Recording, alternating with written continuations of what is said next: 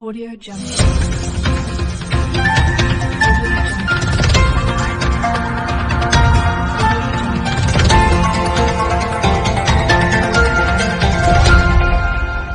Audio Jungle. EVM के ऊपर में जितनी चुनौतियां हुई हैं उनको देख चुकी हैं।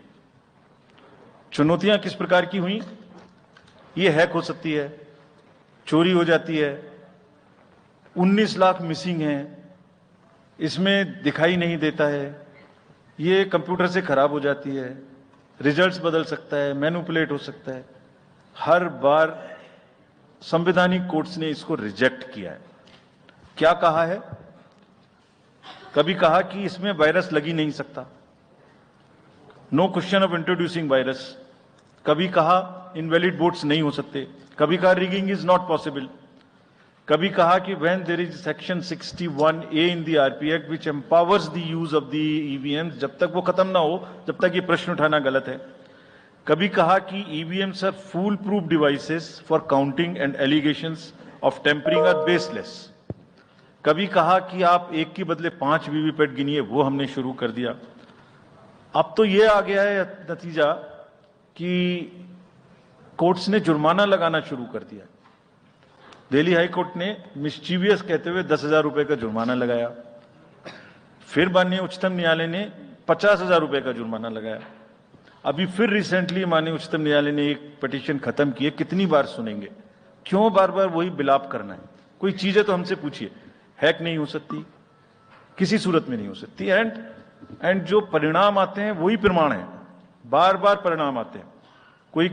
कोई भी ईवीएम लेके बैठ जाता है सोशल मीडिया पे, वो डिब्बा लेके एक बैठ जाता है। और आजकल एक नया ट्रेंड शुरू हुआ है, वो थोड़ा सा एक्सपर्ट भी बन जाता है। आजकल 1-2 एक्सपर्ट भी चल रहे हैं सोशल मीडिया पे।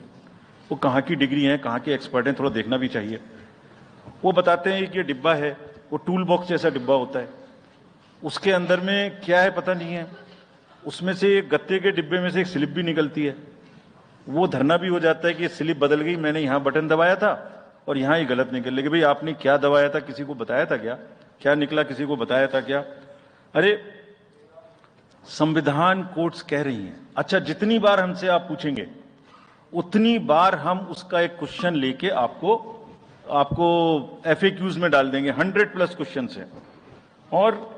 और भाई political parties have come into existence because of the EVMs. There are many smaller political parties which in the age of the ballot papers might have not come into the existence. It was the fairness and the political parties know in the heart of their hearts.